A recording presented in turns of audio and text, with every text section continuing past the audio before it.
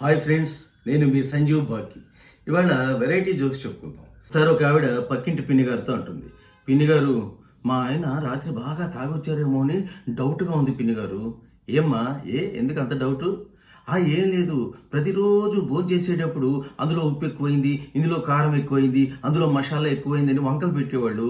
నిన్న మాత్రం కిక్కులు మనకుండా తిన్నారు పిన్ని, అందుకని.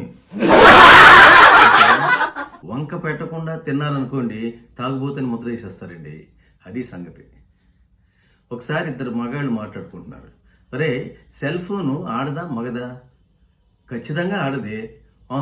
అలా అని ఎలా చెప్పగలవు? చూడు, సెల్ ఫోను రకరకాల రంగుల్లో నాజుగ్గా సన్నగా దొరుకుతుంది.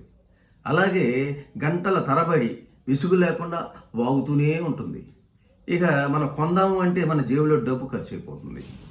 ఎప్పుడన్నా అవసరానికి మాట్లాడుకుందాము అంటే అందుబాటులో లేదని రిప్లై ఇస్తుంది. చూసారా? మరి దీన్ని బట్టి ఖచ్చితంగా సెల్ ఫోన్ ఆడదే. మంచి ఉదాహరణలతోనే చెప్పాయండి మనవాడు. ఒరే, మొదటి ప్రపంచ యుద్ధం ఎప్పుడు ప్రారంభమై ఎప్పుడు అంతమైందో చెప్పరా? Very simple teacher.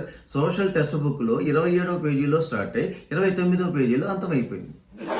చాలా సింపుల్ గా చెప్పేశాడండి. ఒకసారి ఓ డాక్టర్ గారు బెడ్ మీద ఉన్న పేషెంట్ని దృష్టిలో పెట్టుకుని వాళ్ళ ఆవిడతో, ఏమా, మీ ఆయన కళ్ళు తెరిచి చూడగలుగుతున్నాడా?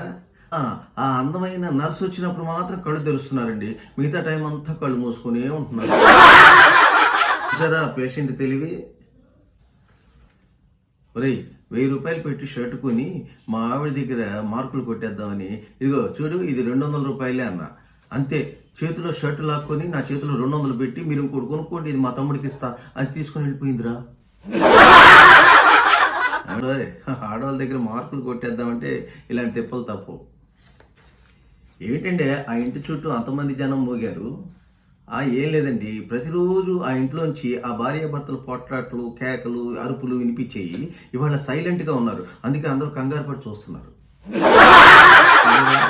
ప్రతిరోజు అరుపులు కేకలతో ఉన్న ఇల్లు ఒక్కరోజు సైలెంట్ అయిపోయింది అనుకోండి, ఇలాంటి అనుమానాలు వస్తాయి. మరి ఒకసారి ఓ పెద్దావిడ బావిలో పడిపోయింది పొరపాటున. అందరూ కూడా బావి పై నుంచి చూస్తున్నారు తప్ప ఎవరు కూడా అందులో దూకి ఆవిడని రక్షించాలనుకోవాలి. కానీ ఒక వ్యక్తి మాత్రం ఇమీడియట్గా దూకేశాడు, మొత్తానికి ఆవిడని రక్షించి పైకి తీసుకొచ్చాడు. అందరూ కూడా ఇతన్ని పొగటం మొదలుపెట్టాడు. Sir, you are really hero sir, real hero అని చెప్పి పొగుడుతున్నారు. కానీ వాడు మాత్రం కోపంగా, ఎవడ్రా నేను ఆ బావిలో తొంగి చూస్తుంటే నన్ను వెనక నుంచి తోసేసిన వాడు, చెప్పండి నాకు ముందు. నాడు రక్షిద్దాం అనుకోలే, పొరపాటున ఎవడో వెనక నుంచి తోసాడు, మనవాడు పడిపోయాడు. ఎలాగో పడ్డాను కదా అని రక్షించాడు. ఏంటి ఆ సుబ్బారావు గారితో మాట్లాడుతున్నావు అంట రోజు? మీరు మాత్రం పక్కింటి సుజాతతో మాట్లాడలేదా? నేను మగాడిని, అందుకే నేను మాట్లాడుతున్నాను. మరి ఆ పక్కింటి సుబ్బారావు కూడా మగాడే. చూసారా? Tit for tat. ఏమండి, తెలివితేటలు మగాళ్ళవే కాదు, ఆడవాళ్ళకు కూడా ఉంటాయి.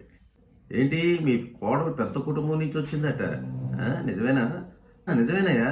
ఆవిడకి 6 అన్నలు, 3 తమ్ముళ్ళు, 6 చెల్లెళ్ళు, మళ్ళీ వాళ్ళ బామ్మ, నానమ్మ, అమ్మమ్మ, వాళ్ళ తాతయ్య, అందరూ పెద్ద కుటుంబం. అందుకే అక్కడి నుంచి తీసుకొచ్చాం.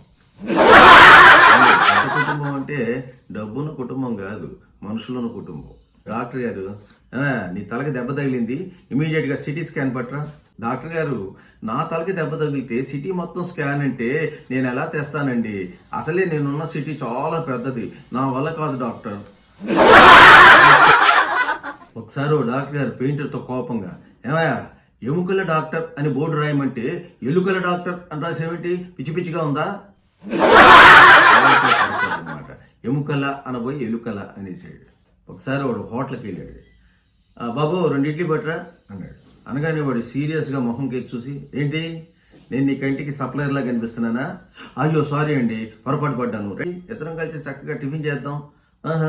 నీతో కూర్చొని టిఫిన్ చేస్తుంటే మరి ఈ టేబుల్స్ అన్ని ఎవరు క్లీన్ చేస్తాడు అనుకుంటా. వాడు క్లీనర్, సప్లయర్ అంటే కోపం వచ్చేసింది. ఒకసారి ఒక ఫారిన్ నుంచి వచ్చిన డాక్టరు ఇండియాలో రైల్వే స్టేషన్లో బుక్ స్టాల్ దగ్గరికి వెళ్ళి అక్కడ ఏం చూశాడో ఏమో కింద పడి గిలగిలా తనుకుంటాడు.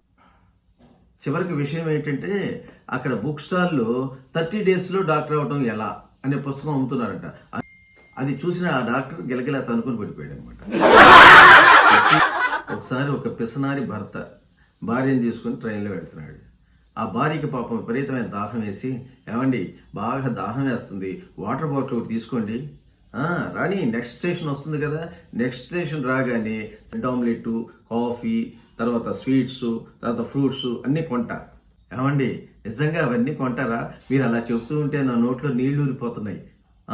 ఇప్పుడు నీళ్లు ఊరినీగా ఆ నీళ్లు తాగు, దాహం తగ్గుతుంది. పైసా ఖర్చు లేకుండా దాహాన్ని ఎలా తగ్గించుకోవచ్చో ఈ పిసనారి భర్త భార్యకి చెప్పాడు. అది సంగతి. ఇలాంటి రకరకాల వెరైటీ జోక్స్ వినాలి అనుకుంటే మీరు సంజీవ్ బాకి సబ్స్క్రైబ్ చేసుకోండి. రకరకాల జోక్స్ వినేయండి.